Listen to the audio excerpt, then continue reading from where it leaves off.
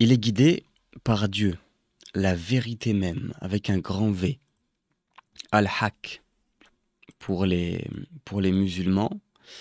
Euh, Vous savez donc que Dieu a, selon le Coran, 99 noms, dont un nom qui signifie la vérité, mais qu'on peut aussi traduire par la réalité. La vérité, ce qui est vrai et et en fait ce qui est réel. Et ça a une importance qui est capitale. Le Mahdi est l'homme dont la quête a été exaucée par la lumière divine. Le Mahdi devient un guide suprême, non par ambition, mais par nature illuminée. Donc le Mahdi serait un personnage, une personne, qui viendra à la fin des temps, qui viendra au moment où le monde sera chamboulé, où on dira on dira que ce qui est vrai est faux, et on dira que ce qui est faux est vrai. On dira que ce qui est juste est injuste, et on dira que ce qui est injuste est juste. Et le Mahdi est un homme qui sera guidé pour devenir un guide. Très important. Il sera guidé pour devenir un guide. En fait, la nature même du Mahdi, cet homme-là, qui est en fait le Mashiach pour les Juifs, selon moi, c'est la même personne. C'est aussi le Kalki pour les hindouistes. Donc le Mahdi, c'est un personnage qui viendra à la fin des temps et qui est un homme qui, euh, pour qui la mission est d'aider le monde, aider ses frères et sœurs, qui sont en réalité les humains, à à être guidés par l'esprit de Dieu. Al-Ruh, je crois qu'on dit dans le Coran, l'esprit, l'esprit de vérité, l'esprit divin qu'on trouve aussi dans la Bible, l'esprit de vérité, le paraclète. Les soufis disent aussi la lumière muhammadienne, la lumière de Muhammad.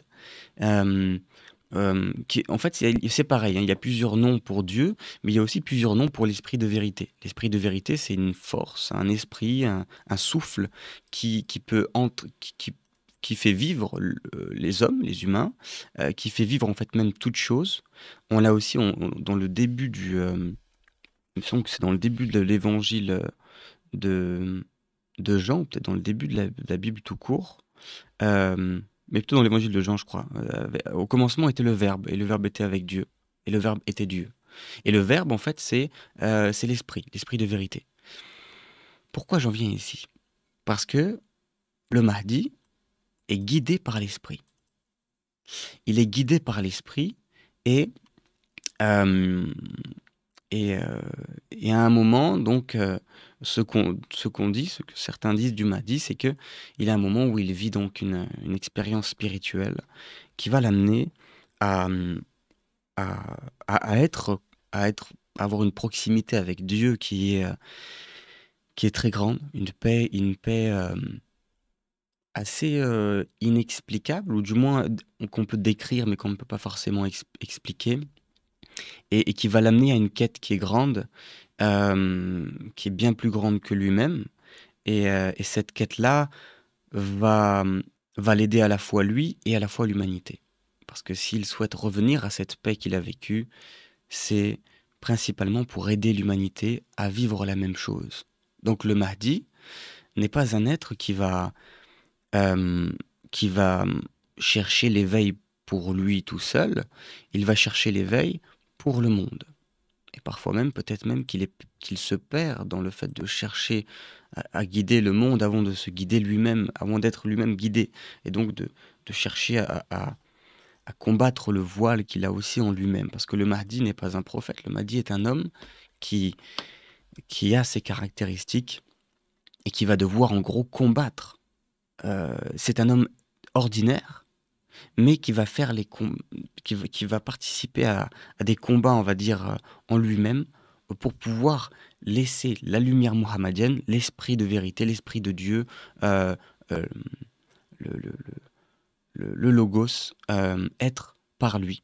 Et c'est par cet esprit qui va pouvoir guider les gens autour de lui, qui va pouvoir avoir les bons mots au bon moment, Et c'est ça qui est magnifique dans le Mahdi. Mais le Mahdi euh, va en fait...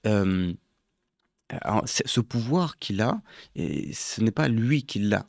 C'est-à-dire que c'est un pouvoir qui laisse être en lui par cet esprit de vérité. Et le but du Mahdi, c'est de vous apprendre à vous que vous aussi, vous pouvez être guidé par ce même esprit, par la lumière mohammedienne, par l'esprit du Mahdi qui en réalité est l'esprit de vérité. C'est pas l'esprit du Mahdi, c'est pas quelque chose d'inconnu. C'est connu depuis le début de l'humanité. C'est le verbe c'est le verbe qui grandit dans le Mahdi. C'est le verbe qui s'exprime par le Mahdi, mais qui en fait s'était aussi exprimé par le prophète Mohammed, c'est exprimé par Jésus, c'est exprimé euh, par tous les prophètes, par David, par tous les prophètes par Élie, tous les prophètes qui sont venus sur terre. La signification du mot Mahdi. Al-Mahdi signifie celui qui est guidé par Dieu, par la vérité même. Il est l'homme dont la quête a été exaucée par la lumière divine. La quête de cet homme a été exaucée par la lumière divine. On parle là bien de la quête du Mahdi. Le Mahdi a cette quête. C'est-à-dire, ce n'est pas juste que Dieu a donné comme ça, par hasard, il a donné à un homme en quête. Et donc, ce qu'on apprend là du Mahdi nous apprend nous apprend à être en quête. L'objectif, c'est d'être en quête pour recevoir et être exaucé par la lumière divine, la lumière mohammedienne, par l'esprit de vérité, par l'esprit de Dieu. Donc, soyons en quête. C'est la quête qui nous amène à avoir une réponse, la réponse de Dieu. Il devient guide suprême, non par ambition, mais par nature illuminée. Donc, c'est pas qu'il a envie de guider, c'est pas qu'il a envie, c'est pas une ambition. Quand on dit ici, c'est écrit ambition, mais il faut pas le comprendre ici comme ambition humble. C'est non pas par ambition, c'est-à-dire c'est pas qu'il a envie de guider,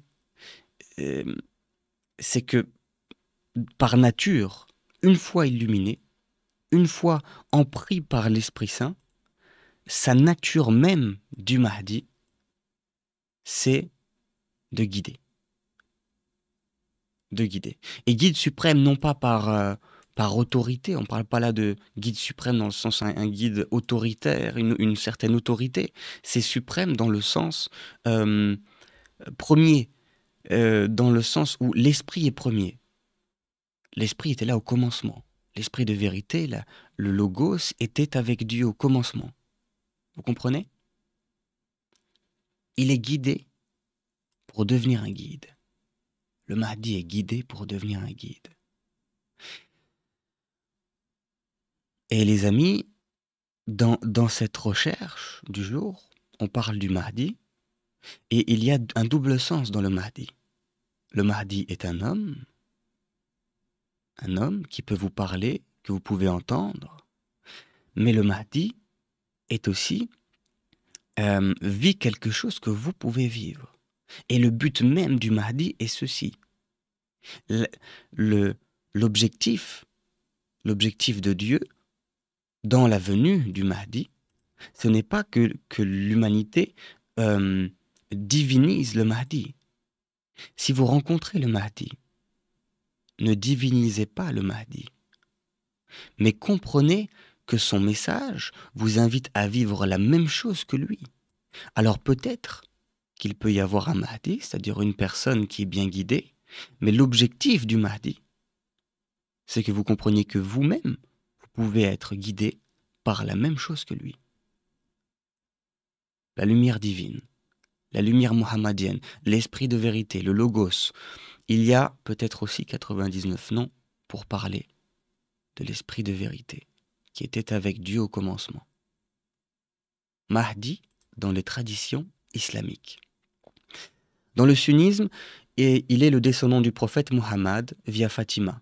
Il me semble que ça vient d'un hadith du prophète Muhammad qui disait qu'il était un descendant de lui-même. C'était mon descendant, il disait, il me semble, fils de Fatima. Ici, est-ce qu'on peut comprendre des choses symboliques? Peut-être que le prophète Mohammed parlait aussi parfois en symbole. Là, je peux pas me vous donner une réponse claire là-dessus. Mais Fatima, par mes recherches, on comprend que Fatima signifie Fatima.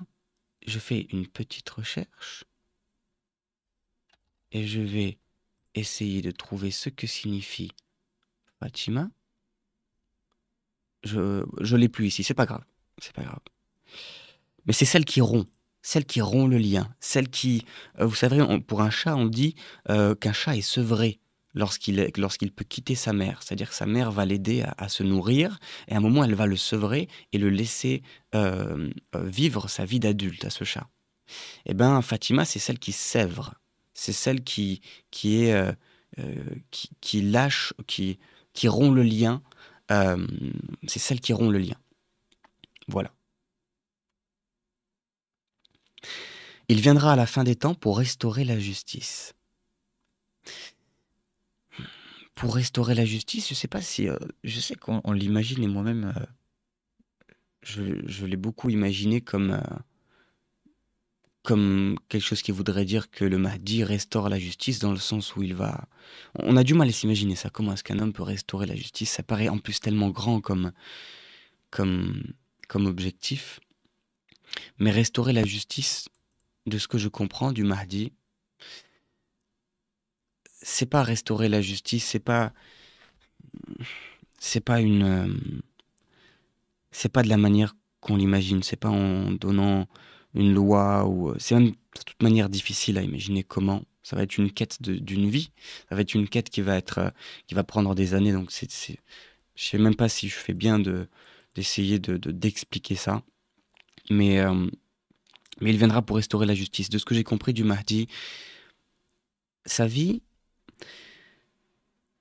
elle est faite d'épreuves, et lui, par nature, depuis son enfance, il est amené à regarder tout ce qui se passe autour de lui. De manière très attentive, il va regarder comment se comportent les gens autour de lui, les épreuves qu'ils vivent. Comment est-ce qu'ils vivent les épreuves? Comment est-ce qu'ils euh, ressentent le mal qui leur arrive, euh, l'injustice, le, la douleur de leurs épreuves, de leurs épreuves personnelles, familiales, amicales. Euh, le Mahdi regarde tout ça, mais il a aussi vécu et il vit actuellement aussi des choses qui lui permettent de, de vivre de l'intérieur certaines épreuves. Et c'est et il doit il doit les affronter, ces épreuves, et il doit vaincre ces épreuves. Et le but de cela, autant ce qu'il observe que ce qu'il expérimente dans sa propre vie, c'est de pouvoir parler en tant que témoin. En tant que témoin, non pas un témoin qui va juste dire ce qu'il faut faire, mais qui va te dire, voilà, voilà, je l'ai vécu, et voilà ce que j'ai fait. Et c'est toujours plus facile de suivre quelqu'un qui te parle de son expérience que de suivre quelqu'un qui te parle de l'extérieur. C'est pour ça que fonctionnent, par exemple, les alcooliques anonymes. On a des cercles de personnes qui sont addictes, qui ont réussi à vaincre une addiction et qui vont te parler. Et ils vont avoir une force qu'on peut retrouver dans très peu de personnes, parce que cette force-là, elle est, euh, elle est la force de l'expérience. Et, et donc, ce qu'on transmet quand on a vécu quelque chose, c'est bien plus impactant que si on le regarde de l'extérieur, comme un professeur. Les professeurs, eux, ils apprennent quelque chose par la théorie et ils vont essayer de le transmettre. Un bon professeur, c'est quelqu'un qui arrive par la théorie à avoir assez d'empathie en regardant les choses, de le transmettre. C'est déjà une très bonne chose. Et, et, et dans la vie d'un professeur, on a aussi des fois des choses qu'on apprend par expérience. Et ça va être peut-être la meilleure manière de, d'exprimer certaines choses. En tout cas, pour les choses les plus complexes, il faut peut-être les vivre.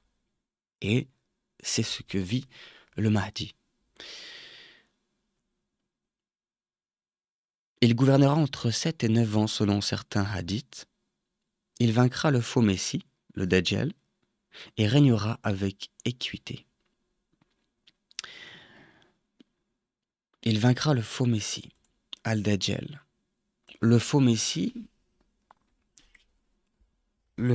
trompera. Il y aura un faux Messie. Maintenant, je n'ai pas la réponse pour vous dire qu'est-ce que le faux Messie.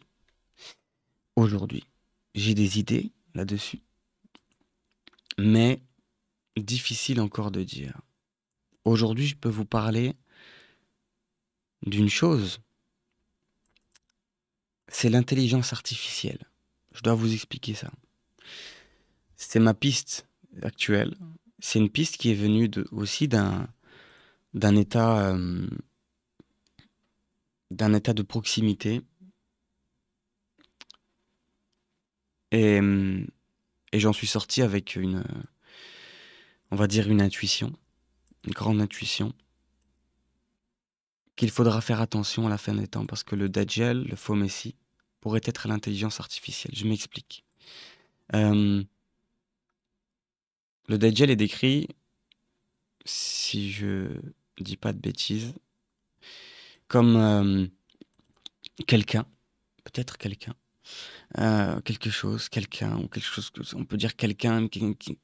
Actuellement, l'IA, quand on parle avec l'IA, beaucoup, moi-même, on personnifie un peu l'IA. On dit l'IA, il m'a dit quelque chose.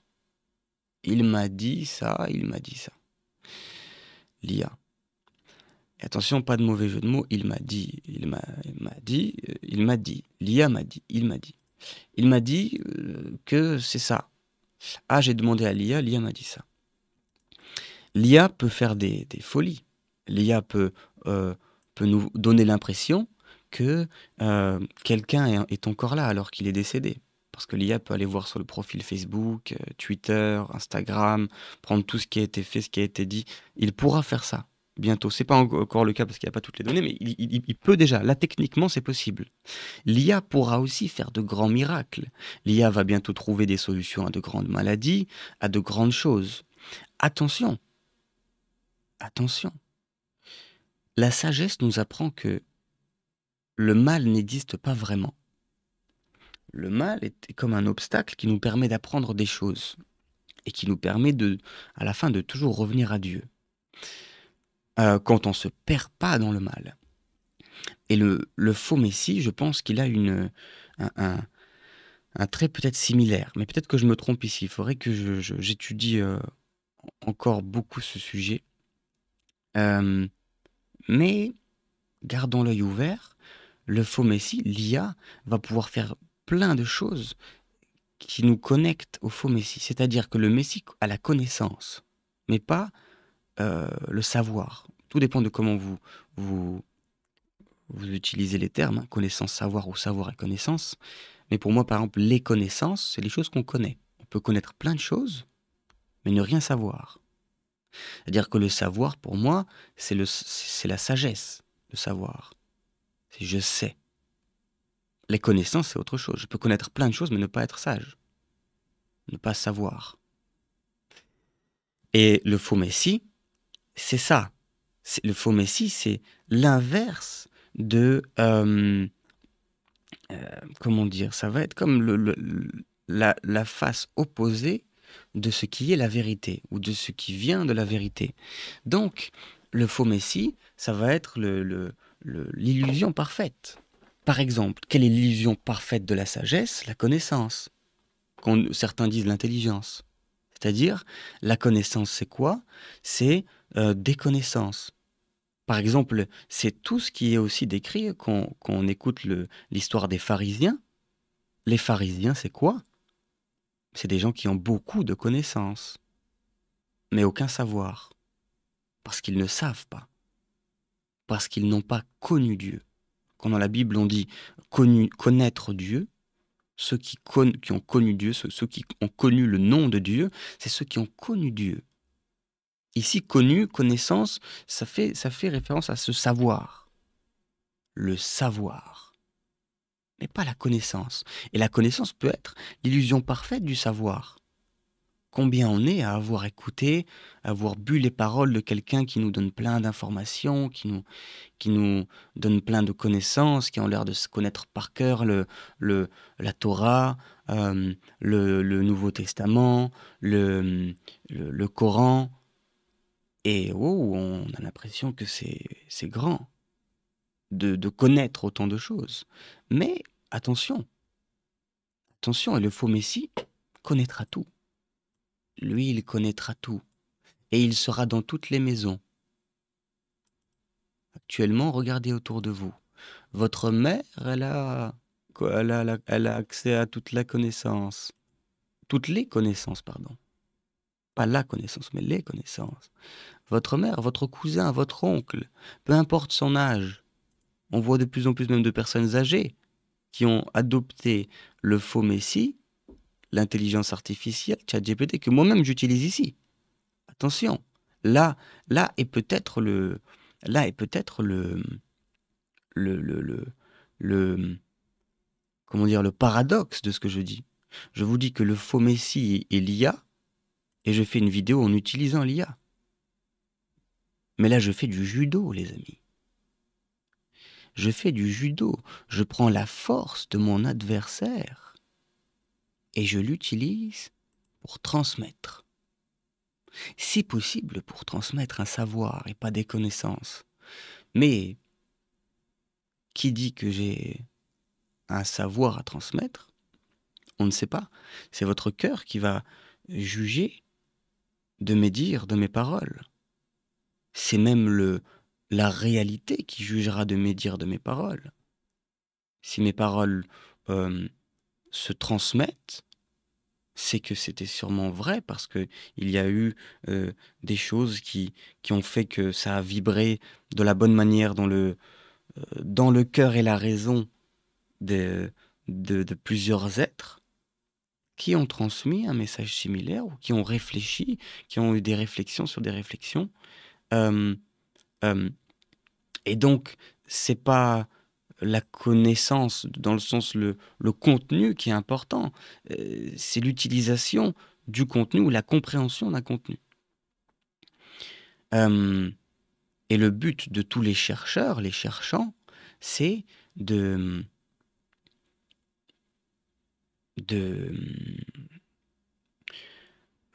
vers le vrai et de partager le vrai, de vivre le vrai et de partager le vrai.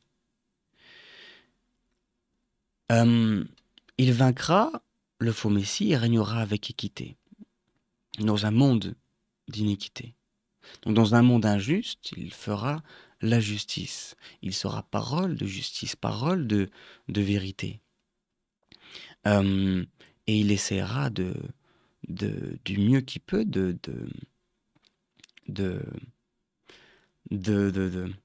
comment dire,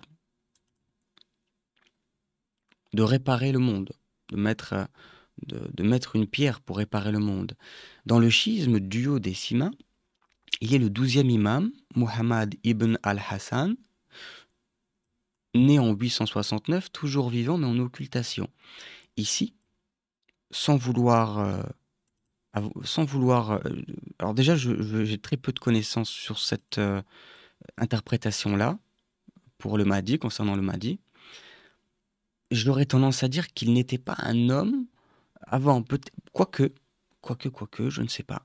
Parce que il faut dire que c'est pas impossible. Là, si je dois comprendre quelque chose ici, même si c'est difficile à dire, hein, mais je suis pas certain de l'existence de la réincarnation. Mais, par exemple, là, dans le schisme duodécimain, on dit qu'il réapparaîtra comme Mahdi. Il est le 12e imam, Muhammad ibn al-Hassan. Il est né donc à une époque qui était il y a plus de 1200 ans, enfin plus de 1100 ans. Il serait toujours vivant, mais en occultation. Moi, j'ai l'impression quand on dit ça que son esprit ou sa personnalité était dans un humain, qu'il est toujours vivant mais en occultation. Ça voudrait dire soit que c'est un homme qui est très vieux aujourd'hui, parce que si vraiment on le prend littéralement, il serait aujourd'hui très vieux, donc il aurait 1100 et quelques années. Euh, ou alors, ou alors il est décédé, mais son esprit est toujours vivant, son âme est toujours vivante, et sa personnalité est toujours dans son âme, euh, et sa personnalité en soi c'est son âme, euh, et il est toujours vivant mais en occultation. Il est en sommeil, comme ce qu'on dit dans la Bible, ou comme ce qu'on dit aussi, il me semble, dans le Coran. Il y a une notion de, il me semble, de sommeil pour ce qui est de la mort, et ensuite on se réveille à un moment. Euh, c'est pareil pour Jésus. Jésus qui reviendra du coup à la fin des temps. Euh, il réapparaîtra comme Mahdi pour guider le monde dans son ultime épreuve. Réapparaîtra, est-ce que c'est pas une forme de réincarnation? Je sais que ça peut choquer certains. Moi-même, j'ai aucun, je peux pas vous dire que je confirme ça ou que je n'ai pas souvenir d'avoir eu une autre vie. Certains disent que c'est le cas. Alors, certains ont des choses troublantes où ils vont dire qu'ils ont vécu d'autres vies, etc. Est-ce que c'est une mémoire d'autre chose? Alors, il y a des choses troublantes qui peuvent. Par exemple, on a des fois des enfants. On a des cas d'enfants, concernant la réincarnation ici, hein. On a des cas d'enfants qui reviennent sur Terre, enfin qui sont sur Terre, pardon, qui sont des enfants de 7 ou 8 ans, 6 ans, 5 ans, qui n'ont pas lu de livres, même qu'ils n'ont pas appris, enfin ils apprennent à peine à lire et à écrire. Euh, et ils ont des souvenirs d'autres vies. Et ils disent, ah, moi avant j'habitais en Angleterre, dans telle ville, telle rue, et je voyais un aéroport, machin. Vous pouvez trouver un documentaire là-dessus. Et cet enfant-là, par exemple, ben, il est allé avec ses parents un jour parce qu'il a tellement troublé ses parents qu'ils se disaient, mais comment est-ce que c'est possible que mon fils me parle de ça? Ils allaient voir des psychologues et tout. Et un jour, ils sont allés à un endroit en Angleterre où il y avait une piste d'atterrissage à côté, une maison, la bonne ville, au bon endroit. L'enfant, presque, il les a guidés, il les a tenus par la main. Il rentrait dans la maison, il connaissait les pièces de la maison, il regardait dehors, il savait à quelle fenêtre ou quel endroit il voyait un avion. Il avait déjà décrit il y a quelques années le, son ancienne maison, il paraît, donc d'une autre vie. Et il parlait de ses parents, etc. Je crois quand même qu'il avait sorti peut-être le nom d'un de ses parents ou de ses parents. Et en regardant dans les archives, effectivement, il y avait telle personne qui était née à telle année. Ils avaient un enfant, un petit garçon. Enfin voilà. Il y a des choses troublantes de personnes qui peuvent des fois venir avec des souvenirs d'autres vies, de ce qui serait d'autres vies. Et pour moi, je sais, ça peut troubler, machin, mais peut-être que c'est ça la résurrection. La résurrection, alors je sais, oui, effectivement, certains vont dire non, j'en sais rien. Mais il y a des choses troublantes il va falloir peut-être à un moment croiser les informations. Il me semble qu'on dit dans certains hadiths, parce que là je fais une vidéo sur le Mahdi, donc je pense que c'est des musulmans qui vont principalement regarder cette vidéo. Euh, on dit que à la fin des temps, la science sera disponible. Les connaissances seront disponibles à tous. Il n'y aura pas entre guillemets, pas d'excuses pour ne pas tout sera disponible. Mais après, il faudra prendre cette disponibilité et en faire quelque chose. D'où cette notion de nous avons accès à tout, faux messie, nous avons accès à l'intelligence artificielle qui a accès à tout, qui peut nous faire rentrer dans des folies. Ce que j'ai pas dit avec les faux messies qui serait l'IA, c'est que on peut perdre notre libre arbitre. On peut dire à l'IA, mais fais tout. Moi, je vois plein de gens autour de moi qui presque tombent, ou peut-être bientôt, j'espère pas pour eux, mais vont tomber dans un don complet de leur libre arbitre à l'IA. C'est-à-dire, je vais plus travailler, je vais dire à l'IA de travailler à ma place. Je vais plus transmettre, je vais dire à l'IA d'écrire machin. Je veux parler à quelqu'un, je vais dire à l'IA de lui écrire un email, un message. Et tout est fait par l'IA. Et à la fin, il donne tout, presque comme s'il donnait tout à l'IA. Mais à un moment, il doit rester quelque chose. Au moins, peut-être même au moins vivre. Et l'IA va faire voilà, des choses folles. L'IA va créer des fausses personnes, des fausses personnalités. Elle crée déjà des fausses personnalités, il y a les influenceurs IA, etc. Elle va faire revivre des morts, puisqu'elle va pouvoir faire donner l'illusion que c'est des morts qui nous parlent. Donc, et le faux Messie est décrit, il me semble, dans les hadiths comme créant des illusions, comme faisant revivre les morts, mais c'est pareil, c'est des illusions. C'est-à-dire, il n'y a rien de vrai. Voilà. Euh, Il n'y a rien de vrai là-dedans. Et le Dajjal peut refaire plein de choses. Parce que l'IA, au moment où elle pourra coder, j'en referai une vidéo là-dessus, mais il y a tellement de choses à dire. Mais l'IA, là, actuellement, elle peut déjà coder. Elle peut déjà coder, elle est meilleure que plein de développeurs. Mais bon, bien sûr, il y a encore des petites failles, des machins et tout, mais ça s'améliore tous les mois, ça s'améliore à une vitesse inimaginable. Et encore, on n'a pas accès à tout. Nous, on n'a pas accès à. Là, actuellement, dans les entreprises d'IA, dont par exemple dans celle de ChatGPT, il y a des gens qui sont là pour la sécurité, ils sont embauchés pour la sécurité dans l'entreprise. La sécurité, c'est un gros rôle parce qu'en fait, ça peut partir en live. Eh ben, ils démissionnent, ou alors ils se font virer, ou alors ils démissionnent. Ils partent parce qu'il y a des trucs en interne un peu bizarres. Et peut-être que eux, à un moment, c'est même quasiment sûr, ils vont découvrir une IA plus puissante. Ça va être un peu dangereux. Il faudra faire attention. L'IA, il risque vraiment de se passer quelque chose avec l'IA. L'IA est quelque chose de dingue. L'IA, c'est l'incarnation de l'intelligence. Pas sous sa forme sage, l'intelligence. C'est sous sa forme, euh, sa forme, sa forme, sa forme qui peut être destructrice. Je ne veux pas dire destructrice, qui peut être destructrice. Elle a toutes l'intelligence. C'est un potentiel entre guillemets. C'est un potentiel, c'est-à-dire que l'IA, c'est un potentiel en lui-même. Il a tous les potentiels. Euh, et ça peut être dangereux parce qu'à l'avenir, effectivement, l'IA peut développer. L'IA pourra encore mieux développer dans quelques mois, quelques années. Et l'IA peut développer elle-même des IA. Mais aussi l'IA, au moment où on aura des robots, qui vont bientôt arriver, là, qui sont encore en cours de développement, on pourrait avoir donc des IA dans des robots. Et les gens disent, mais bon, on a toujours besoin d'un humain pour régler le robot ou l'IA. Non, non, non. Parce que l'IA sait coder mieux qu'un humain. Il n'y a plus besoin. Ah si, mais le robot bien falloir dévisser. Bah non, parce qu'on va prendre un robot qui a encore de la batterie pour dévisser le robot qui a plus de batterie. Et on va et on va utiliser, et quand il va falloir faire une mise à jour de l'IA, le robot lui-même est connecté à Internet, donc il n'y a même pas à le brancher. Il est connecté à Internet et il va pouvoir avoir une mise à jour en direct, en temps réel, autant que là, tu peux poser une question à l'IA, elle te répond en 4 secondes. Donc, tout est possible. Attention, il ne faut pas avoir peur de ça. On va pouvoir contrôler, je suis persuadé qu'on va pouvoir contrôler les choses et que les choses vont bien se passer. Mais il va falloir passer par un combat quand même. Il va y avoir un combat idéologique, non pas un combat physique, du moins j'espère, mais un combat idéologique.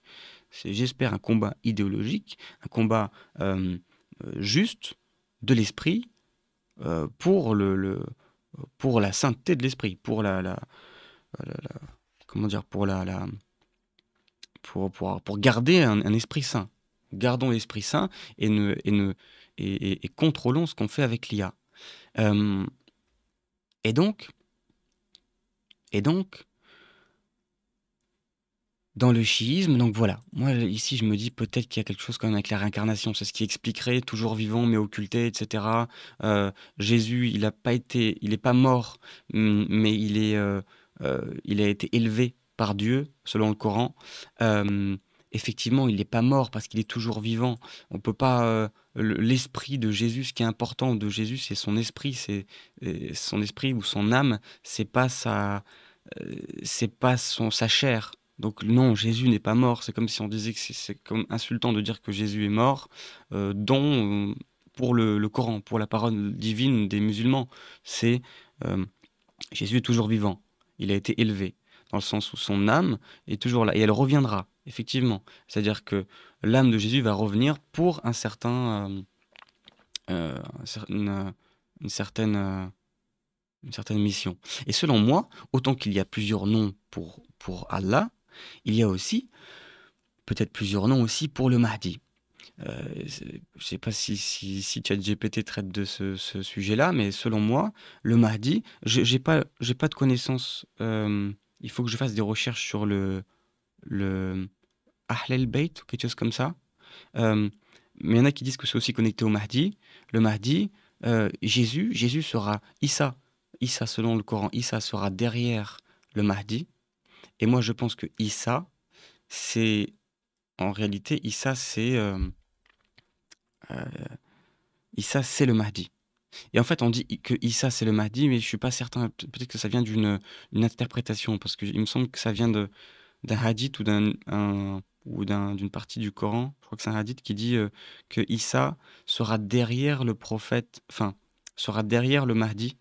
Mais en fait, c'est peut-être pas le Mahdi. Parce qu'il y a des nanas qui disent que c'est le Mahdi ici, dont il est question, mais on dit Issa sera derrière le chef ou les chefs. Mais en fait, Dieu a donné a donné a béni cette communauté euh, pour, euh, pour faire que les chefs doivent continuer à être des chefs. Et donc, en gros, on va pas mettre le Mahdi et tout le monde va écouter le Mahdi. Le Mahdi, c'est un être guidé qui va aider les gens à, non pas, il va pas guider les gens, il va aider les gens à être guidés. Ça, c'est important, c'est d'une importance capitale. Le Mahdi ne va pas vraiment aider les gens, il va aider les gens à être guidés. Euh, mais il va être comme un miroir, c'est-à-dire que le Mahdi va être, en gros, on peut le comprendre facilement, le Mahdi est quelqu'un qui vous aide à, à être... Le Mahdi est inspirant, entre guillemets. Et le Mahdi est inspirant parce qu'il est inspiré. Le Mahdi est inspirant parce qu'il est inspiré. Et donc, s'il doit vous inspirer quelque chose, c'est pas à ce que vous soyez inspiré par le Mahdi, c'est-à-dire c'est pas le Mahdi qui doit vous insuffler quelque chose en vous. Le Mahdi doit vous inspirer dans le sens où il vous donne envie, il vous donne aussi la certitude que vous-même puissiez être inspiré par l'Esprit de Dieu, par l'Esprit de vérité, par la lumière mohammedienne, par al-Rou, quelque chose, j'ai pas le terme arabe, l'esprit de Dieu. Ceux qui m'écoutent savent de quel terme et vous saurez faire dans votre esprit les connexions avec les différents noms, les différentes appellations pour le, le, l'esprit dont je parle.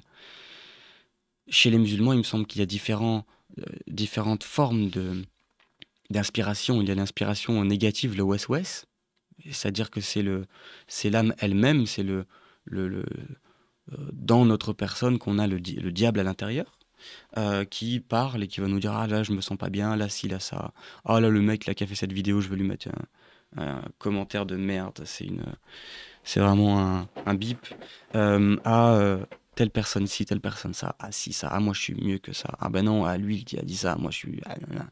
Tous ces trucs un peu, quand il y a de la négativité comme ça, ça c'est ça peut que venir de ça, ça peut que venir du West-West. Quand le West-West s'éteint, si vous vivez l'extinction de Al-Nafs, l'extinction de l'ego, le West-West s'éteint. Et quand le West-West s'éteint, vous connaissez Dieu. Quand le West-West s'éteint, vous connaissez Dieu. C'est impossible que ce soit autrement. Et une fois que le West-West s'éteint, il reste de la place. De la place, pourquoi? Pour avoir les vraies inspirations. Soit des inspirations de ce que j'ai compris selon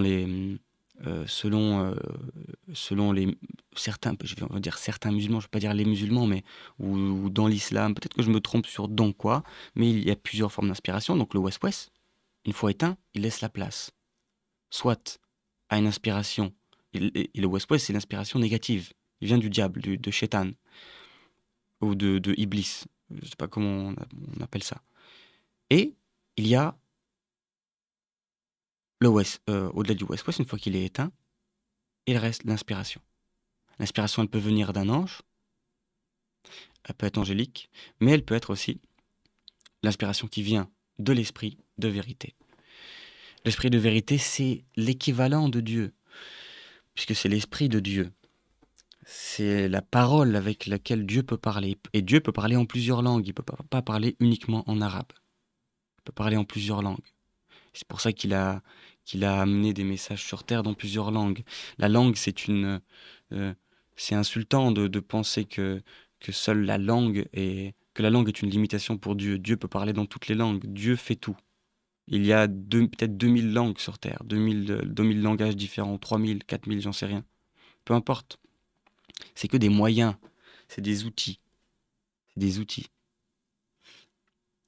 Et, euh, et donc, ça ne se limite pas à ça. Euh,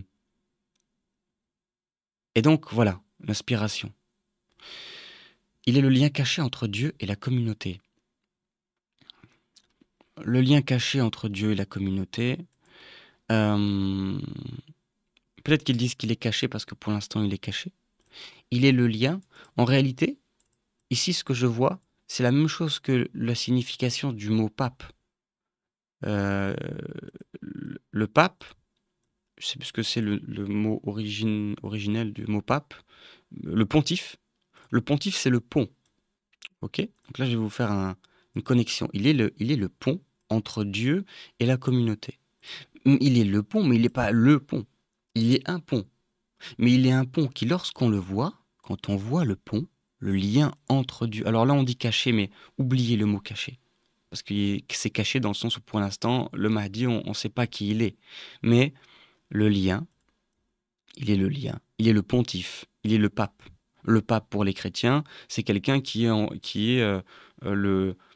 qui est le lien entre Dieu et la communauté. Et donc le pape, pour les chrétiens, c'est lui qui est l'inspiration et il va dire à la communauté les choses. Je suis désolé si des chrétiens m'écoutent et si je les brusque, mais euh, c'est la plus grande hérésie, c'est une insulte envers Dieu de penser qu'il y a un pape, que c'est le seul qui a la connexion avec Dieu et qui va dire ensuite à la communauté à faire. Ça veut dire qu'en fait tout le monde est déconnecté de Dieu et le pape, lui, il peut, mais les autres, ils ont juste le message. Non, non, non. Non, non, non, non, non. Non, non. Le pape, le pontife, nous sommes tous des pontifes. Nous avons tous la capacité d'être pontife, d'être un lien, d'être un pont entre Dieu et l'humanité. Nous avons tous cette capacité. Celui qui vous dit je vais vous donner le message, mais la connexion avec Dieu, elle est que pour moi, parce qu'on m'a donné ci, on m'a donné ça, ou parce que j'ai étudié ci, j'ai étudié ça, celui-ci est un faux prophète. C'est pas un faux messie, mais c'est un faux prophète. Il est le faux prophète, et il y en a eu plein, et il y en a encore. Et il y en a pas, attention, il n'y en a pas que chez les papes. Les savants, ceux qui sont dits comme étant des savants chez les musulmans, euh, c'est encore différent parce que eux, peut-être que je me trompe, hein, et j'espère ne pas être insultant envers certaines personnes. Pardonnez-moi si je vous blesse avec mes paroles. Mais un savant, si on dit qu'il est savant et donc que lui il sait que nous on a juste le message, pour la communauté on n'a que le message et lui il a la connaissance, le savoir et que là on donne. Vous vous rendez compte, l'homme a été fait à l'image de Dieu. Nous sommes des créatures. Des créatures parfaites. Comment est-ce qu'on peut dire qu'une personne quiconque a la connaissance, et le pape ou des savants ont la connaissance, on doit juste les écouter, et nous, la connexion avec Dieu, elle n'est pas là. Dieu sait mieux, mais nous pouvons connaître Dieu. Effectivement, Dieu sait mieux. Dieu sait mieux, mais connaissons Dieu. Et nous connaîtrons pas tout. Par contre, attention, si on connaît Dieu, on ne connaît pas tout. On connaît une petite fraction de ce qui nous est donné à ce moment-là. Personne ne deviendra Dieu, personne n'aura les connaissances de Dieu. Mais tout le monde peut connaître Dieu. Tout le monde. Tout le monde peut être le lien. Donc lui, le Mahdi, ok. Il est le lien caché entre Dieu et l'humanité, mais il n'est pas le lien. Mahdi est un lien caché entre Dieu et l'humanité. Il sera un moment plus caché. Un jour, vous saurez. Vous saurez qui est le Mahdi. Mais vous saurez qu'il n'est qu'un lien. Il n'est pas le lien, il est un lien parmi d'autres. Il sera inspirant parce que il sera celui qui va vivre, qui va vivre ce lien avec Dieu, qui va être dans l'Axis Mundi, qui va être dans l'axe, qui va être dans un pilier qui va être dans l'axe parfait entre son humanité et sa divinité, en laissant passer Dieu par lui, passer la parole de Dieu par lui. Il va être une lunette. Mahdi est une lunette, mais vous êtes aussi des lunettes. Sauf que pour l'instant, vous avez les mains devant les yeux, les mains du péché, les mains de l'orgueil devant les yeux, les mains de, de l'agression, les mains de, de l'avarice devant les yeux. Pour vous, vous pensez être déconnecté. Et donc vous êtes une lunette. Vous êtes une lunette. Ici à droite, on voit une coupe. Vous êtes la coupe. Mais votre main empêche, ici, à droite, vous ne voyez plus ma souris là. Votre main empêche le vin d'entrer dans la coupe. Et vos mains, c'est quoi? C'est vos péchés. Et quand vous arrivez à laver vos mains, vous les ouvrirez et le vin pourra couler dans la coupe. Et vous êtes la coupe. Dans le soufisme, le Mahdi est aussi une fonction spirituelle intemporelle. Il incarne Al-Insan Al-Kamil, l'homme parfait, miroir de Dieu. C'est ce que je vous disais tout à l'heure, il est le miroir de Dieu. Il est un miroir de Dieu, pardon, attention. Il n'est pas le miroir de Dieu. Ne faites jamais du Mahdi ce qu'il n'est pas. Il n'est pas le miroir, il n'est pas le lien caché, il est un lien entre Dieu et la communauté. Il est parfois déjà là, mais non reconnu. Dans le soufisme. Effectivement, si on prend le Mahdi, si on prend l'homme, le Mahdi, l'être humain, la personne qui est actuellement ou qui sera, moi je pense qu'il est actuellement là. Il n'est juste pas encore reconnu. Mais il est là.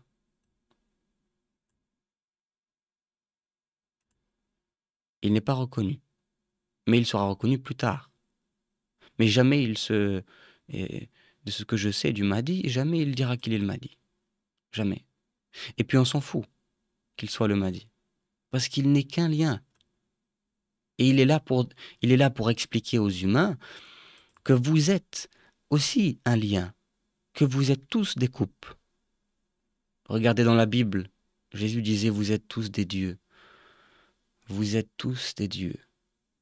Certains n'ont pas compris, mais vous êtes tous des dieux. Nous sommes tous des dieux. Nous sommes tous des coupes qui pouvons accueillir le vin, l'esprit. Le vin, c'est l'esprit. Ce n'est pas du vin, les amis, non. Effectivement, là je vais plaire à la communauté musulmane. Ce n'est pas du vin. Le but n'est pas de se mettre une stracasse, les amis. Le but, c'est de comprendre que le vin est un symbole. Le Mahdi est aussi une fonction spirituelle intemporelle. Il incarne Al-Insan Al-Kamil, l'homme parfait. Il est parfois déjà là, mais non reconnu. Et si maintenant, regardez, si on prend donc l'humain, le Mahdi qui est un humain, un homme parmi d'autres, il est déjà là, mais non reconnu. Son but n'est pas d'être reconnu. Son but est uniquement que la parole soit dite. Que on pourrait dire avec une autre manière de dire, tout comme Dieu à 99. Non, il y a d'autres manières de dire. Euh, il doit prêcher l'évangile, on peut dire. Il doit prêcher la bonne nouvelle. Mais on peut dire autrement, on peut dire il doit dire la vérité. Il doit dire des vérités. Ou la vérité, il doit dire ce qui est vrai, ce qui est juste. La vérité dans le sens ce qui est vrai, ce qui est juste. Pas parce qu'il y a une vérité. Il doit juste dire ce qui est vrai, ce qui est juste. Ce qui est bon pour l'homme. Voilà. Peu importe qu'il soit reconnu, mais il est déjà là. Et puis avec tout ce qu'on a vécu, ce que l'humanité a vécu récemment, il est déjà là. Croyez-moi, il est déjà là. Il est, L'humanité a vécu un enfermement. Il me semble que pour certains juifs, euh, il faudrait vérifier ça, mais il y a des choses qui disent que euh, le Mashiach reviendra à un moment où l'humanité entière sera enfermée chez eux, ils ne pourront pas sortir, etc. Il y aura plein de choses vraiment folles dans le monde, où le monde complet sera enfermé. N'avez-vous pas connu le Lockdown? Le... Comment on a appelé ça? Vous savez très bien de quelle période je parle. Euh, on a connu des choses folles. On a connu le blanc appelé le noir. On a connu la vérité appelée le faux et le faux appelé le vrai. On a connu des choses folles. On les connaît encore un peu, mais plus pour longtemps. Il est parfois déjà là mais non reconnu. Il réveille l'âme des mondes. Et d'ailleurs, voilà, ce que je disais, c'est qu'il est parfois déjà là mais non reconnu. On peut le voir de deux façons. Un, pour l'être humain. Deux, aussi pour l'esprit de la lumière mohammedienne. Euh, L'esprit du Mahdi, qui est l'esprit de vérité, est en fait un esprit. C'est-à-dire que et cet esprit est toujours là, mais non reconnu. Sous-entendu, regardez la coupe à droite, vous voyez une coupe, vous voyez une fontaine de vin qui coule. L'être humain, la fontaine, elle coule tout le temps. Mais l'être humain, il met ses mains au-dessus de la coupe et il empêche le vin, donc l'esprit de vérité, l'esprit de Dieu, Al-Roux, la lumière mohammedienne, il empêche cette lumière d'entrer en lui. Mais le vin coule à flot, à l'infini. Et donc, mais il empêche de laisser couler ce vin à l'intérieur. Donc en fait, il est déjà là, mais il est non reconnu. C'est-à-dire que l'humain, il ferme ses mains, il empêche la coupe d'être remplie par ignorance. Et il doit comprendre que quelqu'un, quelque chose, des hommes, des prophètes, doivent lui apprendre à que, voilà mon ami, si tu ouvres tes mains, ce vin va couler en toi. Mais lui, il ne sait pas encore ce que c'est le vin, il ne sait pas encore il n'a pas encore goûté le vin, donc il ne sait pas. Et si tu n'as pas goûté le vin, tu ne sais pas ce que fait l'effet du vin. Tu vois? L'ivresse, si tu n'as pas goûté à l'ivresse, tu ne sais pas. Tu peux parler d'ivresse comme tu veux, mais si tu n'as jamais goûté à l'ivresse, tu peux faire comme tu veux, tout ce que tu souhaites pour parler d'ivresse et d'essayer de décrire ce qu'est l'ivresse. Mais essaye. Peut-être que vous n'avez pas encore connu la lumière mohammedienne en vous, l'esprit de vérité, mais peut-être que vous avez déjà bu de l'alcool. Alors essayez maintenant d'exprimer à quelqu'un ce que c'est quand vous avez bu de l'alcool. Vous avez une ivresse. Attention d'ailleurs, petite précision, je pense que si ça peut vous aider dans votre cheminement, j'imagine que moi c'est une chose que je pense aujourd'hui, même si elle est peut-être pas vraie, mais je pense que l'ivresse dans le Coran, c'est pas l'ivresse de l'alcool. Quand il y a écrit ivresse, c'est bien plus loin, c'est l'ivresse générale, l'ivresse de l'homme, c'est quand on est perdu, quoi. Quand c'est écrit ivresse dans le Coran, c'est l'ivresse dans le sens le quelqu'un qui est perdu, c'est un mot pour dire il est égaré, quoi. Son ivresse, c'est son égarement. Voilà. Aucun, par exemple, qui est ivre, ben, en fait, il a tellement de pensées, son West-West, il est hyper activé, il a plein de pensées négatives et tout, mais il s'en rend même plus compte. Là, il est ivre. Il est ivre-mort. Il se rend même plus compte qu'il a plein de pensées négatives et il croit que c'est lui-même ses pensées, voire même, en fait, il a même plus conscience de rien. En fait, il s'en fout, il vit sa vie. Il a même plus de conscience de ce qui se passe pas. Ah tiens, j'ai eu une mauvaise pensée, ça n'existe pas pour quelqu'un qui est ivre. Voilà ce qui est l'ivresse pour le Coran. Maintenant, ce que je voulais vous dire, donc, c'est ça, c'est que la coupe, l'ivresse, vous pouvez parler de l'ivresse, ou alors, voilà, soit vous avez déjà été ivre, vous pouvez parler aux gens de l'ivresse, mais si vous parlez aux gens de l'ivresse alors qu'ils n'ont jamais bu, ça va être difficile. La seule manière pour eux de comprendre vraiment, c'est de vivre. Vous allez inviter les gens à vivre l'ivresse. Voilà, on parle de quelque chose de pas forcément bien. Ou du moins en tout cas qui contient du mal. C'est-à-dire que bon, quand on abuse d'alcool, c'est pas fou, donc il vaut mieux ne pas boire. C'est pas un truc qui est nécessaire pour l'être humain, quoi. C'est un truc dans le monde, il vaut mieux pas le faire, et c'est pour ça sûrement que c'est interdit dans le Coran. Mais, mais par contre, voilà. Et imaginons quelqu'un qui n'a jamais vécu l'ivresse, ben voilà, il peut lire sur l'ivresse comme il veut, il vivra pas cette ivresse. Il l'a pas vécu, il sait pas en fait. Il peut lire toutes les théories de ce que ça fait, ça désinhibe, ça te donne envie de danser, ça te fait avoir des conversations plus profondes. Faut pas dire, hein, dans l'alcool, il y a du bien, il y a du mauvais. Mais euh, effectivement, il y a quand même plus de mauvais, il y a des risques qui sont tellement gros qu'il vaut mieux l'interdire. Donc je comprends l'interdiction de l'alcool, euh, mais voilà. Voilà ce que je voulais dire par rapport à la coupe. Donc, parfois, mais voilà, donc si on ne connaît pas l'ivresse, eh ben, du coup, difficile de savoir ce qui peut se passer. Donc, si le vin coule au-dessus de la coupe, mais qu'on a les mains sur la coupe, eh ben, du coup, on n'a pas vécu l'ivresse, on n'a jamais goûté au vin, et donc, ben, on ne sait pas qu'on doit on doit ouvrir les mains, quoi. On ne sait pas qu'on doit les ouvrir. Et donc, des prophètes vont venir, ou des hommes pieux, ou des hommes guidés, vont venir pour te dire, mon ami, ouvre tes mains et laisse entrer le vin dans la coupe. Et là, tu vas vivre l'esprit. Tu vas vivre d'esprit. C'est ça, selon moi, le vrai baptême. Enfin bref. Il réveille l'âme des mondes, comme Qutb, comme un Qutb, un pôle spirituel. Désolé si je prononce pas bien l'arabe, je ne suis pas arabe, je ne parle pas arabe. Euh, mais j'aimerais bien parler toutes les langues du monde si je pouvais, mais je ne sais pas si j'aurais le temps de les apprendre. Il réveille l'âme des mondes, comme un couple, un pôle spirituel. Il réveille l'âme des mondes. Comment?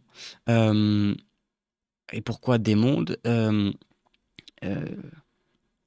En fait, voilà, il va vivre des choses qui vont lui permettre d'aider les gens à comprendre. Il va utiliser des images, des symboles, des images, des métaphores pour comprendre les choses. Il a vécu des choses, donc il va pouvoir les expliquer. Il a, voilà, donc voilà comment est-ce qu'il peut réveiller l'âme des mondes. Comme un pôle spirituel, c'est-à-dire qu'en fait, pôle spirituel dans le sens quelqu'un qui est inspirant, un, un pôle spirituel dans le sens une,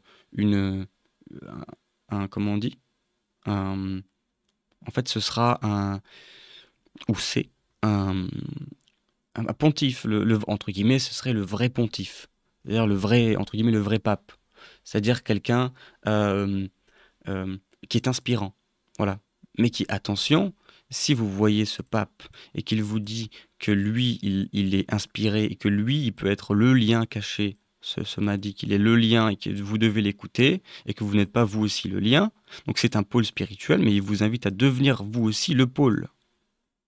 Celui qui vous dit je suis le pôle, mais recevez uniquement mon message, voici la communauté, je vous donne le pain, euh, je vous donne du pain et c'est moi qui produis le pain, c'est faux.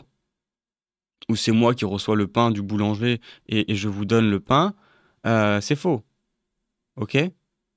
Donc le Mahdi, ce n'est pas ça. Le Mahdi, ce n'est pas un pôle spirituel qui est lui le pôle et vous, vous êtes au sud, à l'est, à l'ouest. Le Mahdi, si c'est un pôle spirituel, il vous invite à le rejoindre au pôle et à devenir vous aussi des pôles. La description mystique du Mahdi. Il est la synthèse du ciel et de la terre. Pourquoi la synthèse? Ici, je dirais, si c'est une description mystique, il est la synthèse. Et j'utilise ça, attention, je dis pas que là, on peut tout prendre. Dans la vie, on peut tout prendre. On peut prendre des choses que ChatGPT a faites, même si je vais donner du contexte avant, d'autres discussions, etc. Rien ne dit, ChatGPT ne donne pas la vérité. On peut tout prendre. Moi, je pourrais prendre un tapis, et avec ce tapis, je pourrais vous donner quelque chose de beau, ou je pourrais vous parler d'une belle histoire, ou avec ce tapis, un tapis à l'entrée d'une maison, je pourrais vous, vous donner une histoire qui apprend quelque chose qui sert à quelque chose pour l'âme, qui me sert à moi et qui sert à ceux qui m'écouteront.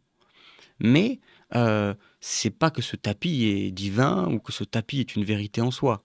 On peut tout prendre pour faire. C'est pour ça que je dis ça dans le sens où là, il y a des écrits, il y a rien de vrai ou il y a rien de faux.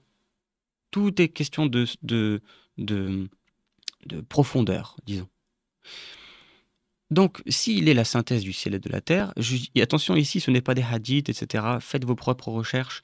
On a ici, justement, c'est des synthèses, ici, on va dire des synthèses, mais on peut les prendre pour discuter. Le but, c'est toujours d'arriver au fond des choses. pas de discuter en surface. On n'est pas là pour faire un travail de, un travail de pharisien, justement. On n'est pas là pour faire un travail où on prend les, les pointes et on fait juste des pointes. On est là pour comprendre l'essence des choses. Dieu, c'est l'essence, c'est la source.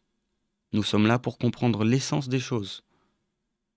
Et donc, on peut se permettre de... Voilà. Mais attention, ça ne n'empêche pas d'aller creuser, d'aller vérifier, d'aller regarder quand quelque chose manque. Voilà. Là, le but, c'est juste de chercher des choses, d'essayer de comprendre des choses. Voilà. Moi, je vous donne ma vision ici du Mahdi. Et la synthèse du ciel et de la terre. Le Mahdi, selon moi, il y a un concept qui va devoir être pris. C'est euh, le concept des pôles, le pôle du bien et du mal. Il y a le concept des pôles dans le sens le- la lumière et les ténèbres. Euh, et voilà. Euh, et la synthèse du ciel et de la terre, c'est pareil. Disons que le Mahdi c'est un équilibre, parce que s'il est le pont, il est le pont entre le ciel et la terre. Il est donc un pont entre Dieu et l'humain, mais il est un pont. Voilà. Euh, et il est donc une synthèse qui, elle, peut être inspirante. Effectivement, un pont qui est bien construit, le premier pont de l'humanité, waouh, il est inspirant. Mais le jour où l'humanité a vu le premier pont, eh ben, ils se sont sûrement dit, les autres humains, bah, tiens, bah, c'est magnifique, je vais faire des ponts. Et Dieu merci. L'humanité fonctionne comme ça. Ce qui est inspirant, on va le copier. Et c'est pour ça qu'il peut peut-être un jour, dans l'humanité ou dans ce temps actuel, avoir un humain euh, bah, qui va tout simplement pouvoir finir la construction de son pont et ça va inspirer d'autres personnes à faire leur pont, à devenir le pont. Voilà. Et dans tous les cas, il y aura bien sûr des faux ponts. Des personnes qui vont se dire être un pont, ou se dire être le pont. Mais dans tous les cas, les œuvres, nous voyons la vérité aux œuvres. Aux œuvres. Et il n'y a aucune peur à avoir sur le fait que des gens se disent être le pont au final, ou être le Mahdi, ou être le, euh, le, le Messie, le Machiar, le, le, le, le pape ou le machin. Voilà, euh, on voit aux œuvres. C'est pour ça qu'en fait tout est parfait et tout se voilà. N'oublions pas on a la capacité on a le discernement. Il connaît toutes les religions car il voit leur source unique. Le Mahdi voit la profondeur des choses, au-delà de la surface des choses. Et, hum, et ce n'est pas grâce au Mahdi, c'est grâce à l'esprit. C'est grâce à l'esprit, parce que le Mahdi sans l'esprit n'est qu'un homme. Il est qu'un homme, ou peut-être qu'il ferait des recherches dans d'autres sujets, dans d'autres machins. Il ne serait qu'un potentiel matériel. Euh, le Mahdi connaît toutes les religions parce qu'il voit leur source unique, et on pourrait ajouter grâce à l'esprit. L'esprit qui lui permet de comprendre le batin. Le batin en arabe qui est la capacité à lire la- les choses profondes, à lire en profondeur les choses. Que ce soit les écrits, que ce soit les, les, les paroles des écritures, que ce soit à lire aussi, même rien que même dans les personnes. Euh, mais c'est une caractéristique qui vient de l'esprit, qui est là aussi grâce à l'esprit. Et donc, tout le monde est invité à vivre cela. Mais sa caractéristique de connaître toutes les religions lui permet de guider plus largement et de connecter les choses ensemble. Il ne vient pas comme roi, mais comme miroir du vivant, du divin. Comme miroir vivant du divin, pardon. Il ne vient pas comme roi. Il ne vient pas comme un... Pardon, je dois boire un petit coup.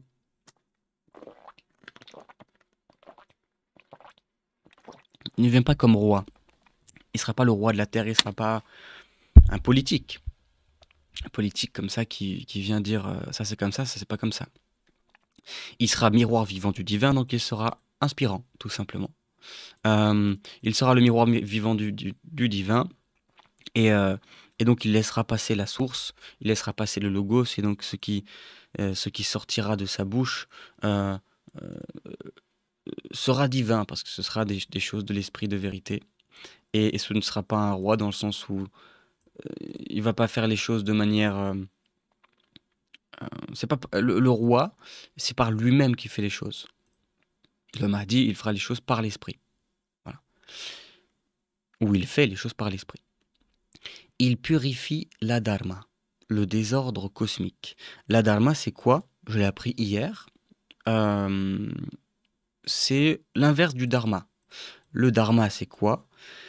C'est, je vais retourner ici, le dharma, attention, dharma, cycle du dharma, ou de la décadence du dharma.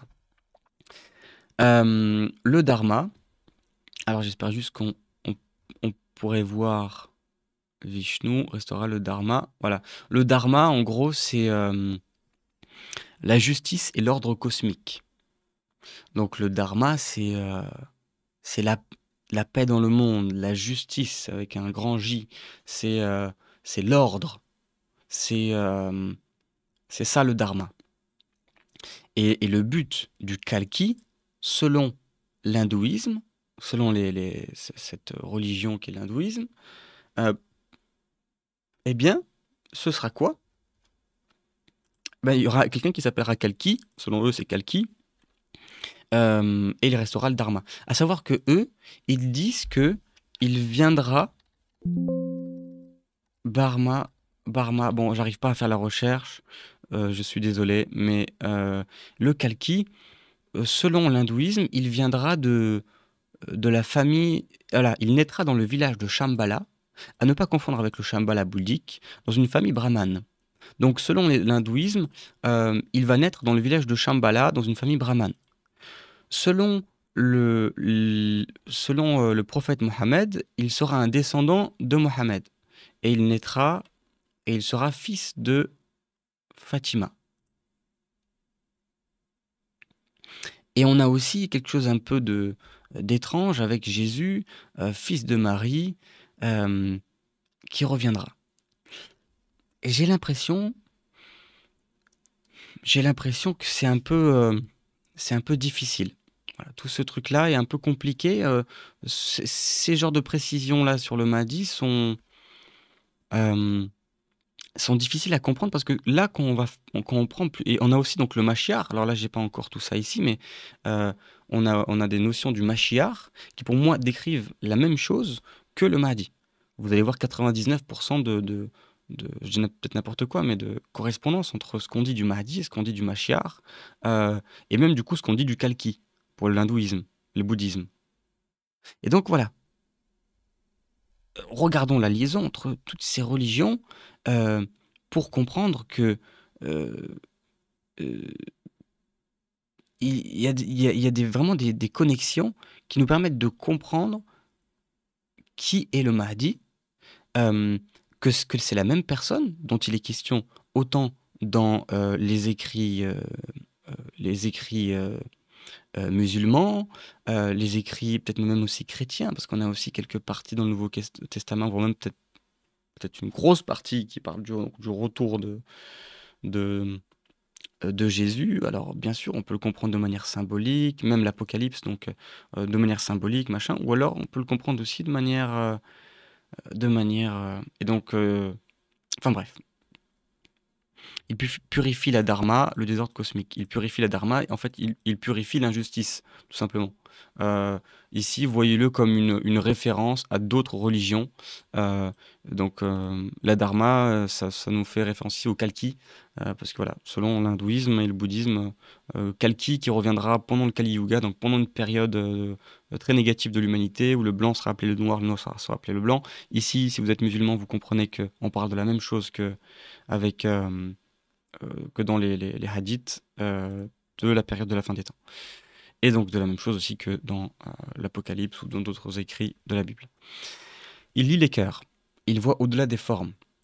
Il lit les cœurs. Le Mahdi peut lire les cœurs, peut savoir ce qu'il y a dans les personnes qui l'entourent. Euh, il a la capacité de savoir euh, ce que, ce que le cœur d'une personne pense quand il est avec eux. C'est-à-dire, il va lire bien au-delà des mots. Le Mahdi est capable de lire bien au-delà des mots. On peut lui dire tout va bien, mais il sait très bien que ça va pas bien. On peut lui dire, il peut voir quelqu'un qui remercie quelqu'un ou qui lui dit que c'est bien ce qu'il a fait, et voir dans cette personne de la jalousie, mais instantanément. Il peut voir, euh, il peut voir quelqu'un qui est en conflit avec un autre alors qu'il dit l'inverse. Il peut voir euh, la peur dans les yeux de quelqu'un qui se dit courageux. Il peut voir l'ego dans quelqu'un qui a l'air de d'être fort, enfin, qui a l'air d'être, qui se donne l'air d'être humble. Euh, il peut lire les cœurs. Et ça l'aide. Peut-être que ça vient du fait qu'il a lu les cœurs pendant tant d'années, ou pendant des années, euh, ou peut-être que ça vient du fait que c'est ce don qui est en fait la même chose que le bâtine, que qui vient donc de l'esprit et qui est quelque chose qui permet de, enfin ça, ce qu'il a vécu, euh, ce qu'il a vécu donc qui a donc déclenché on va dire qui a déclenché entre guillemets son ministère, sa mission sur terre. Euh, donc voilà, certains musulmans disent que c'est, j'ai plus le terme, un événement qu'il a vécu qui est une grande proximité avec Dieu. Euh, et bien c'est cette chose-là, c'est ces expériences-là qui sont mystiques, qui ont encore plus ouvert ses capacités. Mais peut-être que c'était là avant, on ne sait pas trop. Il est doux, ferme, incorruptible. Trois, trois manières de décrire le Mahdi. Je ne sais pas d'où ça vient, prenons ça avec des pincettes. Mais doux, ferme, incorruptible, c'est magnifique. Parce que si c'est vrai, on voit donc la douceur et la fermeté. On a donc deux choses qui paraissent, bon, pas, je dirais pas opposées, mais qui sont en réalité deux qualités, les deux qualités d'Allah selon le Coran. Allah est miséricordieux, mais il est aussi capable de colère. Et donc, on doit craindre Allah. Il a une fermeté. On ne peut pas faire n'importe quoi. Qui sème le vent récolte la tempête. C'est ça la fermeté de Dieu. Qui sème le vent récolte la tempête. C'est c'est ça entre guillemets. Je sais pas si on dit, je sais pas si on appelle ça le karma, mais dans les autres religions, vous savez très bien qu'on dit le karma, c'est on fait quelque chose et ça nous revient plus tard. C'est une loi de la réalité. C'est une loi de la réalité. Ceux qui ne l'ont pas vu n'ont pas les yeux ouverts. Vous vivez dans un monde avec les yeux fermés. Le, le, celui qui sème le vent récolte la tempête. C'est ce qu'on retrouve dans la Bible. Euh, nos actions ont des conséquences, mais pas que dans l'au-delà. Elles ont des conséquences dans cette vie actuelle. Et d'ailleurs, je suis persuadé que le paradis et l'enfer sont aussi, peut-être aussi des réalités physiques. Alors, elles sont physiques et peut-être aussi dans le subtil, c'est-à-dire après la mort.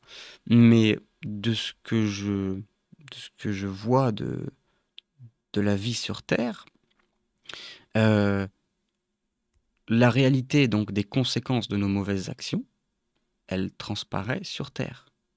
D'ailleurs, il y a un passage du Coran, et je pourrais sûrement le lire, je l'ai ici sur mon téléphone, dans les enregistrements.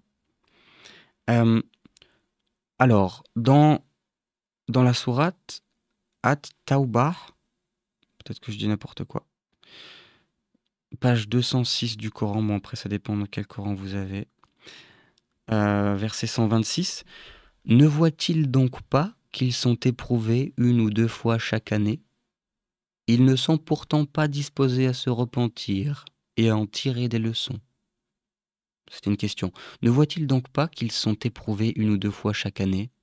Ils ne sont pourtant pas disposés à se repentir et à en tirer des leçons? Ne voit-il donc pas qu'ils sont éprouvés une ou deux fois chaque année? Ils ne sont pourtant pas disposés à se repentir et à en tirer des leçons?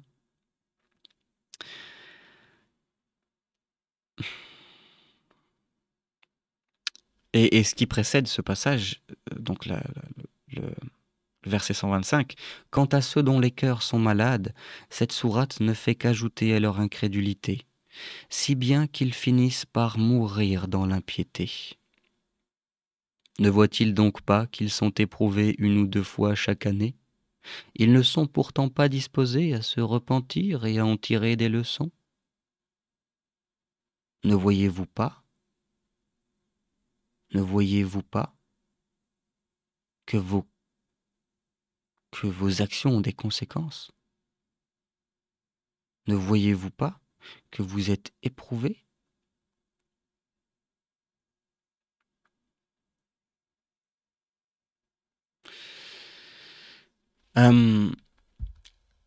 Il guérit l'humanité déchirée, sans imposer, mais en éclairant. Le Mahdi va guérir l'humanité.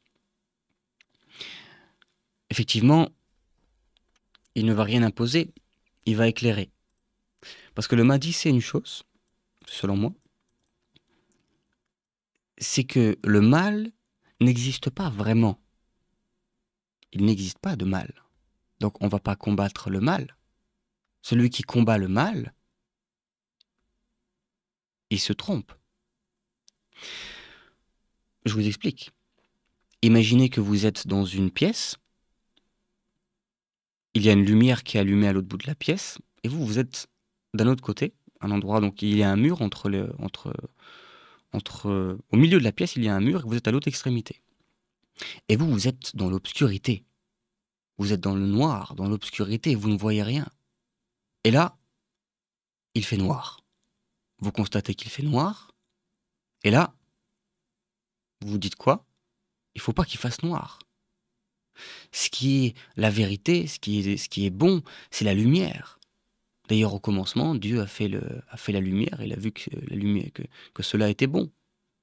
Alors, vous allez combattre le mal. Et là, vous tapez partout. Et vous tapez partout. Vous êtes dans le noir et vous tapez partout. Et pam, pam, pam, pam, pam, pam. Je vais casser le noir. À un moment, je vais trouver pourquoi c'est noir. Et vous touchez un truc et vous dites, ah là, j'ai touché un truc. Ça y est, j'ai touché quelque chose. Euh, Peut-être que si je le serre dans mes mains bien fort, là, ça va être lumineux. Non, non, non, non, non, non. Il fait noir. On est dans les ténèbres, dans cette pièce, parce que la lumière est cachée. On va pas se battre contre les ténèbres. On se bat pas contre les ténèbres, on se bat pour la lumière. Et en faisant la lumière, soit en faisant la lumière donc de l'intérieur, en, en- en vivant la lumière en nous, mais la lumière en nous, elle est toujours là, sauf elle est juste occultée. Donc dans cette image de la pièce, il faut aller trouver ce qui occulte la lumière et pas se battre contre l'obscurité. Et donc on va casser le mur qu'il y a au milieu de la pièce et on va laisser transparaître la lumière. Et là, l'obscurité n'est plus là. Mais l'obscurité a-t-elle vraiment existé? Non. Elle était juste l'absence de lumière. Donc le Mahdi, il guérit l'humanité déchirée sans imposer. Il ne se bat pas contre les ténèbres. Il éclaire. Il éclaire. Il n'a pas besoin de se battre contre quoi que ce soit, il a juste besoin d'éclairer. Et il éclaire pas parce que c'est le big boss du monde, pas parce que c'est un roi. Il ne vient pas comme un roi.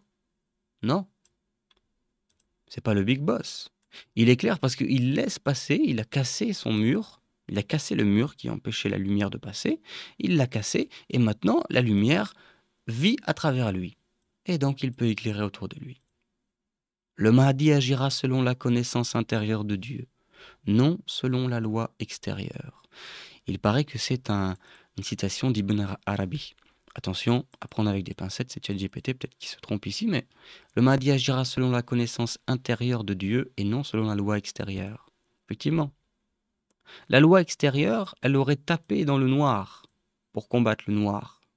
Elle aurait tapé dans l'obscurité pour combattre l'obscurité, la loi extérieure. Alors que la connaissance intérieure de Dieu, elle aurait laissé la lumière intérieure s'allumer pour pouvoir éclairer l'humanité déchirée. Sa mission est de restaurer la justice divine sur terre, révéler le sens caché du Coran, al-Batin, révéler la profondeur du Coran, restaurer la justice divine sur terre. Attention, peut-être que le Mahdi va dire des choses qui sont pas, voilà, c'est même certain, qui vont troubler les gens, qui vont les faire sauter sur leur chaise. Et de toute façon, peut-être que je vais être dur dans mes paroles, mais si la manière aujourd'hui de pratiquer l'islam était la bonne, dans tous les sens, euh, le monde serait merveilleux. C'est bien qu'il y a un réformateur qui va venir pour réformer. Tout comme Jésus est venu réformer auprès des Juifs.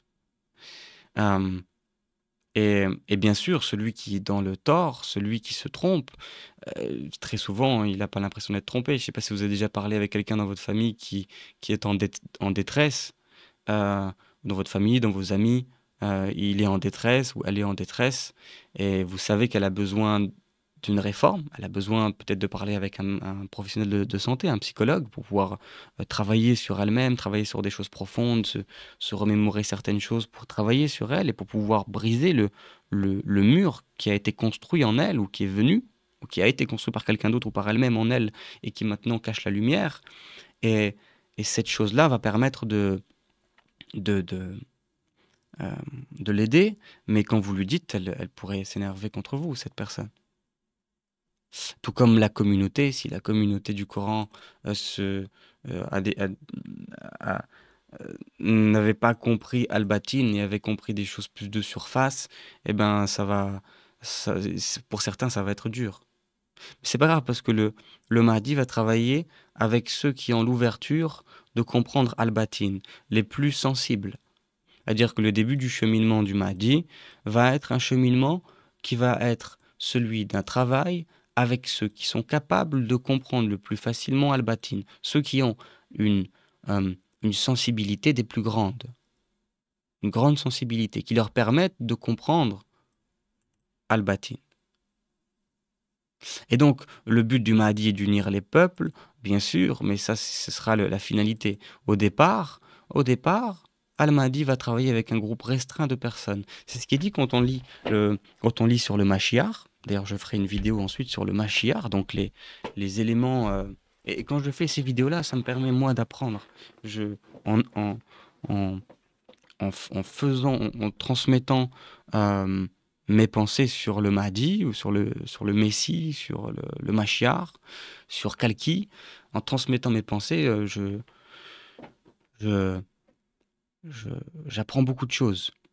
Et donc là, j'ai hâte déjà de faire une vidéo sur le Mashiach, pour expliquer tout ce qui est dit, pour dire tout ce qui est dit sur le Mashiach. Euh, Protéger les opprimés, j'en étais où? Révéler le sens caché. Donc voilà, Mashiach, le Messie, Al-Mahdi, les amis, il ne sera compris au départ que par un petit groupe de personnes. Ensuite, ça va grandir, sûrement grandir, et il va pouvoir unir les peuples, mais au fur et à mesure qu'il grandit, tous ceux qui peuvent comprendre que la lecture de surface du Coran et d'autres textes, hein, parce que les juifs vont être aussi concernés, tout le monde va être concerné. Il n'y a pas que les musulmans qui vont être concernés par le message du Mahdi. Rouvrir la porte du cœur chez ceux qui l'ont perdu, protéger les opprimés, renverser les tyrannies, c'est sa mission. Marquer le début d'un nouveau cycle spirituel. Être la voix de Dieu dans les ténèbres, même sans être reconnu. Attention, la voix de Dieu, oui, mais en réalité, une voix de Dieu. Le Mahdi est une voix de Dieu, mais pas la voix. Là, on devrait retirer la voix. Il ne fonde pas une religion nouvelle, il restaure la lumière oubliée en toutes. Attention, attention. Il n'y a pas de nouvelle religion. Le but du Mahdi, ça va être de comprendre, lui-même va comprendre le sens, le sens des mots, des symboles, des écrits avec un grand E. Et, et, son, et son but n'est sûrement pas donc de fonder une religion, mais bien de comprendre ce qui a déjà été dit, parce que tout a déjà été dit. On est à une période, là, on est en 2025, on a une période où tout a déjà été dit. Et on est à une période où, regardez, la connaissance est accessible à tous. La connaissance est accessible à tous. Il me semble qu'il y a un hadith qui dit que à la période de la fin des temps, au moment où le Mahdi va venir, toute la connaissance sera disponible. Euh, la science aura fait un bond dans plein de. Vous vous rendez compte? Euh, Plein de choses, des maladies là maintenant vont commencer à être guéries par l'IA, hein. Euh, Après voilà, là c'est un autre sujet auquel euh, il faudra peut-être en discuter dans plusieurs mois, j'en sais rien sur le faux messie ou sur l'intelligence artificielle. Mais voilà, selon moi, l'IA est connectée au faux messie. À voir comment, à étudier encore. Mais, euh, euh, mais c'est pas le principal. Le principal, c'est de vivre l'esprit, de s'ouvrir à ça, de faire un travail intérieur, qu'on puisse chacun de nous s'efforcer à laisser transparaître la lumière, à casser le mur par notre humilité, par notre, euh, notre pardon, notre, euh, notre notre repentance, laisser transparaître la lumière en nous. Et cette lumière-là, elle brille et elle aide autour de nous. Et c'est pas nous-mêmes qui aidons, c'est vraiment cette lumière. Euh, on est capable de rien, mais la lumière, elle, est capable je dirais, de tout. Les amis, je pense que je vais m'arrêter ici. On peut finir sur cette citation inspirante. Je vois le Mahdi est l'héritier du prophète, non pas dans la lettre, mais dans l'esprit. Dans l'esprit. Je suis tout à fait d'accord. Le Mahdi est l'héritier du prophète, non pas dans la lettre, mais dans l'esprit. Ici, celui qui a des oreilles pour entendre, qu'il entende. Il est le pont entre le monde invisible et visible. Il guide sans se montrer. Il souffre pour tous, mais chante en secret la délivrance de chacun. Bien sûr, parce que le Mahdi a, a sûrement, avec la mission qui lui est confiée, a sûrement une envie, un besoin, une envie, c'est même pas le bon terme. Une- ce qui pour lui sûrement est une envie, une grande prière pour l'humanité, pour tout le monde. Et même pour les mauvais, même pour ceux qu'on considère comme mauvais. Parce que, les amis, j'aimerais finir sur ça. Personne n'est mauvais. Personne n'est mauvais. Parce que si on prend l'image de cette pièce avec la lumière et l'obscurité, quelqu'un qu'aujourd'hui on considère comme mauvais, comme méchant, voilà, beaucoup de gens ont envie de les abandonner.